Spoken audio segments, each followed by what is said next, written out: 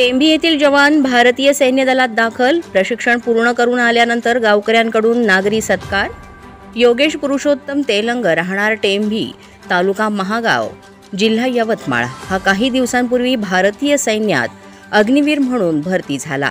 पाहता पाहता आपल्या सैन्य दलातील प्रशिक्षण त्यानं यशस्वीरित्या पूर्ण करून गावकऱ्यांनी आल्यावर शुभेच्छांचा वर्षाव त्याच्यावर केला। यावेळेस गावातील प्रतिष्ठित नागरिक बहुसंख्येनं उपस्थित होते।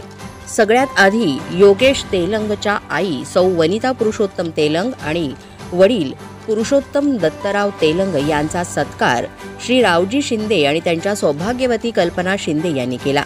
त्यानंतर योगेशचा हार पुष्पगुच्छ देऊन सन्मान करण्यात आला।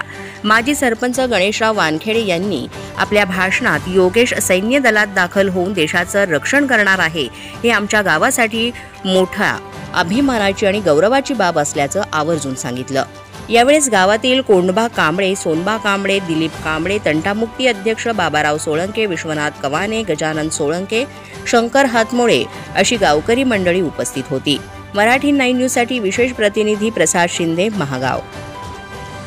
गावकऱ्यांनी एवढ्या आनंदाने उत्साहाने निवडणूक काढली, मला स्वागत केले, यांचे मी आभार मानतो आणि 2 शब्द म्हणतो। जय हिंद, जय भारत।